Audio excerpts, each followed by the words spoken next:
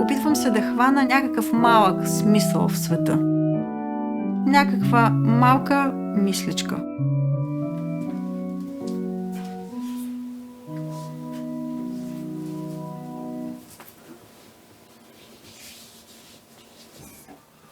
Цялото усилие е този малък импулс да получи една споделяема форма, да излезе от мен. Самият този процес е смисъла за мене. Материалите и техниката са нещо все пак вторично на идеята, през смисъла към материала. Работя основно в керамика и използвам самата глина като материал за армиране. Този започнат портрет по чисто технологични причини беше отворен отзад. Защото трябва да мога, докато моделирам върху лицето, да имам опора. Портретите, които правя, са вдъхновени от истински хора. В повечето случаи това са хора, които познавам. В един момент приликата, чисто на физическо ниво, започва да отстъпва на това, което съм уловила в него и което се старая да предам на ниво начален импулс.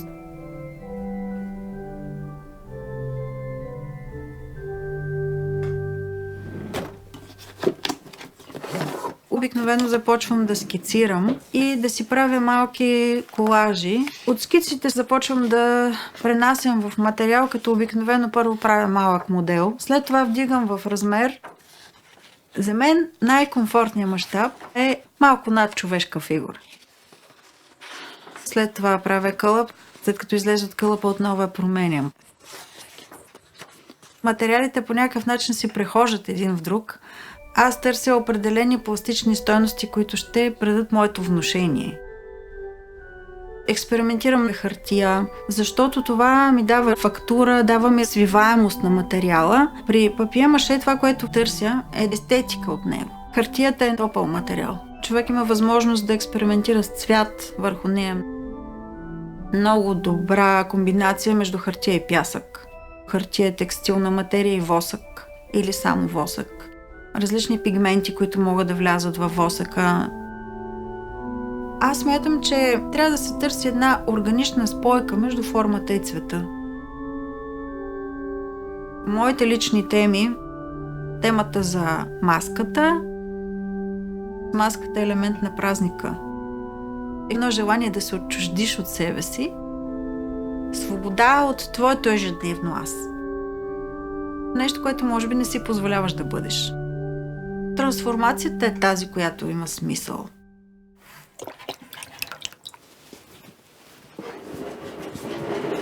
В керамиката технологията е много сложна.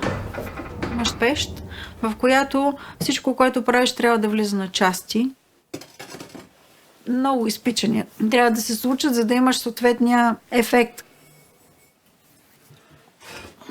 Това, което виждаш след като се отвори пещта, много често не е това, което си представяш предварително.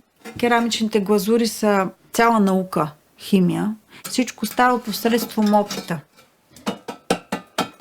Това е естественият цвят на глината. И са се получили пукнатини между парчетата, които аз съм правила, обаче това не ми пречи.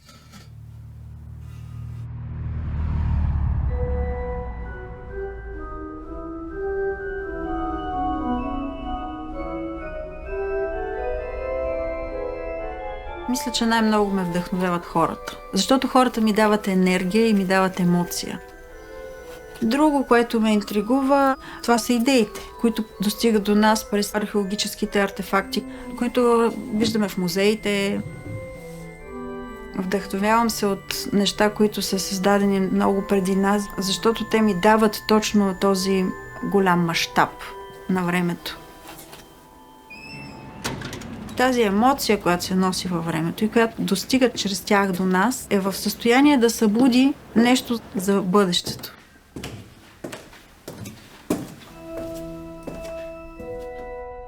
Кулата е желанието за издигане. Заставайки по-високо, ти се открива друга гледна точка към света. Самото издигане от земята изисква усилия. Това е цената.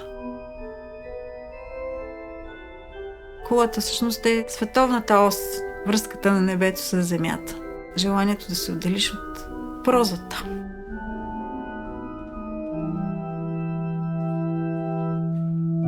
Правя го, защото не мога да не го правя.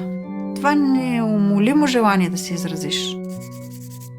Най-важното е да се чувстваш органичен на света. Според мен тогава си автентичен. Когато ти си една малка частичка, която пасва на точното място и функционира по точния начин.